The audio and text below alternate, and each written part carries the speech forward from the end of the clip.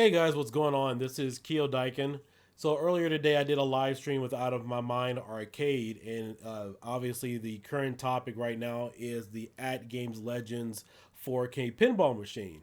But a lot of people are wondering, can this thing truly run 4K? What aspect ratios and whatnot, FPS? And so I've spent a lot of time dealing with the RK 3588 chip. It's because it's the same chip that we use right now with the Orange Pi 5. And so just wanted to give you guys my overall thoughts on it. So looking at the specs of the chip, obviously I can't tell you or really speak on the optimization of the new Atgames Legend pinball cabinet coming out. I don't have it, have to see it firsthand. But for the most part, the chip itself, the RK3588 chip, is capable of handling what they're trying to accomplish. So we're going to look at what this chip can do. And in comparison to what the RK One Up chip has, I believe for their pinball cabinets, and I know for a lot of their other arcade units, they use the RK 3399 chip, which is a 6-core processor. So this one is a newer chip. It's more of the state of the art. So we're going to take a look at some of the specs here, just to let you know that it is capable of doing it. Now, a lot of the things that are factored into how a chip can handle a particular game or how it can handle the performance issues, it depends upon the actual environment. So let's say, for example, if you take the same chip, the RK3588, you run it on Android, and Android uses Vulkan, versus using this, for example, with retropie, or using with Linux, it may not see those additional video graphic drivers because it's a different environment. Again, you can take the same gameplay, same ROM, for example, have it in two different environments, it'll give you a different effect. So as long as they've optimized this accordingly, yeah, it can handle pinball effects just fine.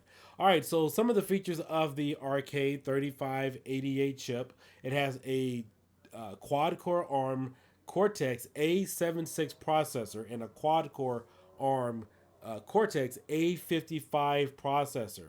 So this is an 8-core chip. Raspberry Pi uses 4. I believe the Raspberry Pi 4 is clocked at I think 1.8 to 2.1 or 2.2 if you overclock it. Just to give you guys a brief idea, that this is twice as fast as a Raspberry Pi. Plus, it has a much better GPU on here. In fact, it has the ARM Mali GPU 610 MC4. So I'm really impressed with this. If you guys have seen, we ran Time Crisis 2 on the PlayStation 2. We've ran some other PlayStation games. We've got Nintendo Wii emulation running really good with that and in that particular environment. So it can handle that kind of stuff. So a quad-core ARM 8-core processor. It has an integrated 64 KB L1 instruction cache for data with the A Cortex. So again, this one has a 8-core processor, but the first 4 cores are stronger than the additional 4. Now, the only thing I won't know is how many cores does that program use, whatever they're using for Zen Pinball, just to give you guys an idea. Most emulators only see 1, 2, 3, and maybe on some rare occasions sees 4 processors. So even if you get a stronger PCB or a stronger chip, it doesn't use 6 cores or all 8 cores. It only sees roughly 4. That's why if you get a, let's say, Nintendo 64 emulation between the Raspberry Pi 4, for example, and this one, you're really not going to see any difference because most of those emulators will only see 2 cores, 3, and in some rare instances, only 4. It's not going to see 6 or 8. So just because you get a stronger PCB or a stronger chip doesn't necessarily mean you're going to get better performance. So I just thought I'd let you guys know about that. Big cluster and little cluster share 3 megabyte L3 cache. This is the other big thing here. This thing has a phenomenal GPU that's on there. High performance OpenGL 1.1 all the way up to Vulkan 1.2. So I believe, let's say if they're using the Android base, I have no idea what they're using. It can see Vulkan and take full advantage of those drivers. Out of My Mind Arcade, if you guys remember that Zen Pinball Pi 4 image that was released a few years ago, that Arcade Punks removed and it caused a big stir in the community, that was on the Pi 4. I believe that was running at 1080 60. I want to say 1080. It was 1080p. I believe it was. There was a vertical image and a horizontal image. So you guys are familiar with that. You know the Pi, for example, can handle it. So obviously, with this chip being twice as much powerful than what the Pi 4 is using, it could definitely run all of that. 6 tops at int A. Support INT 4, 8, 16 FPU. Deep learning. This is made for Android, obviously PyTorch, PyTorch, etc. With Cafe. You have a lot of AI learning tools with this is capable for. But let's bounce over here really quick. We have a 48 M megapixel ISP HDR, multiple lanes, 4 lanes and 4 lanes for a DVP interface. HDMI 2.0 at 4K 60 FPS. So this is what you're looking for. And again, this chip is capable of outputting up to 8K 30 frames per second. Again, 8K 30 frames per second. My only concern about the chip, considering we've used it with the Orange Pi, the only thing I would have had a question about is how would this be optimized for 3 different displays? You have your main display field, you have the back glass, and then of course you have the DMD. And we know that the other monitors are 8 inches and around 23 inches.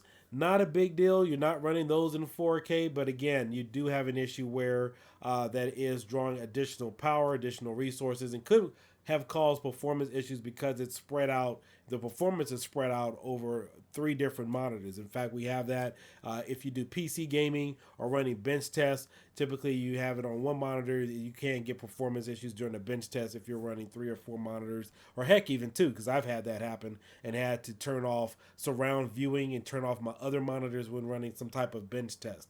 You also have an audio interface here. We also have high-speed interface.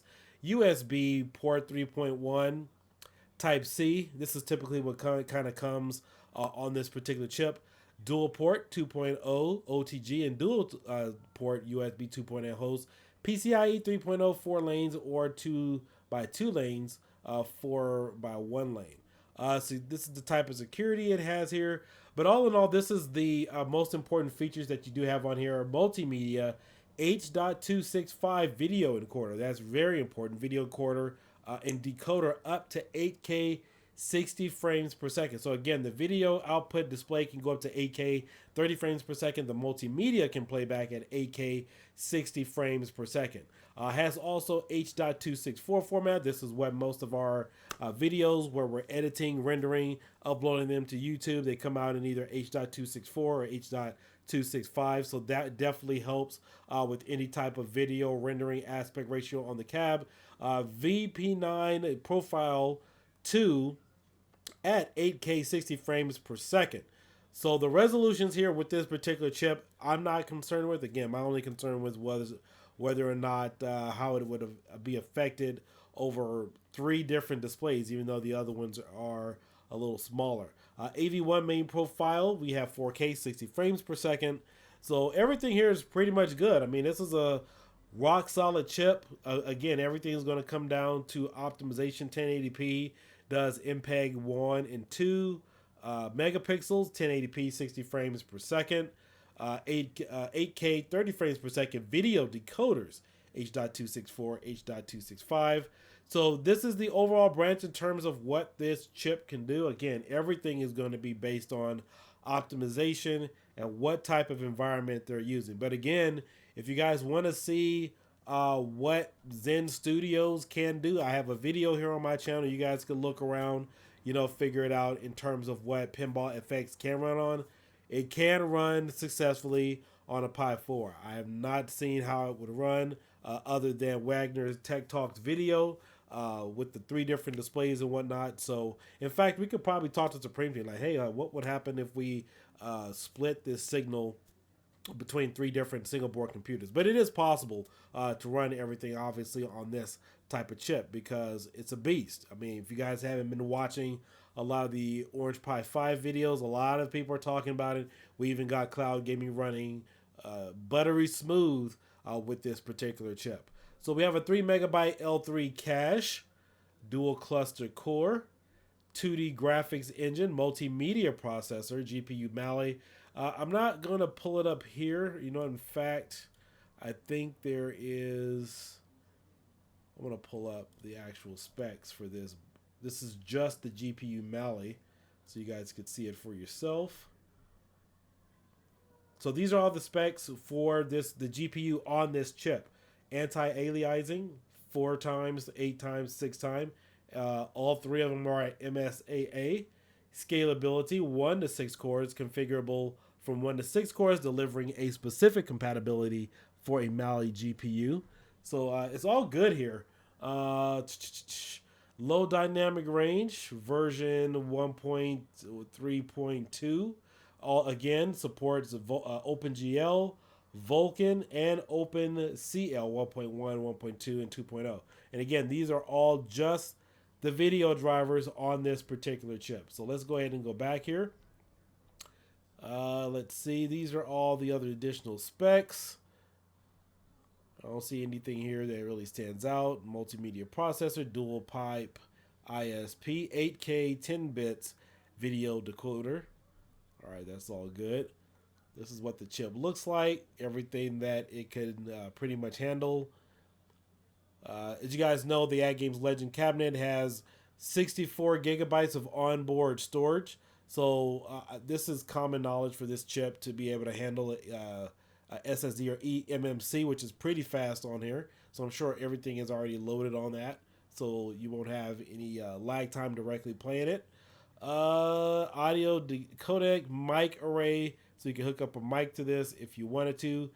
Uses USB Type C. I haven't seen any other type of connections for this particular module. And then, of course, it also supports the latest Wi-Fi 6 Bluetooth module adapter as well.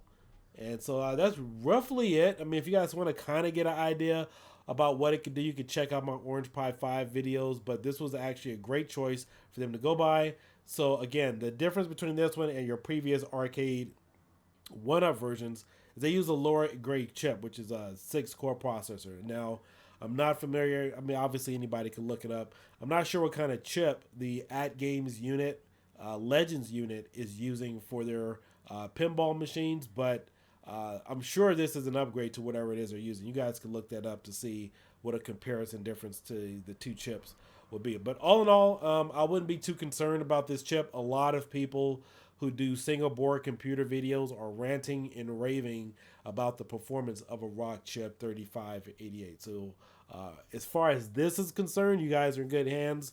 I do know understands that sometimes Atgames could upgrade the firmware, and that could maybe ruin the cabinet or remove things such as coin ops and whatever if you have the other cabinet. But all in all, that's something entirely different. But just speaking on this chip itself, it's highly reliable. We've used it. It's tested. If you guys haven't noticed, I've done some other new stuff here with some streaming capabilities. I've also have what is it, Fightcade running on my Orange Pi 5 and doing some other stuff.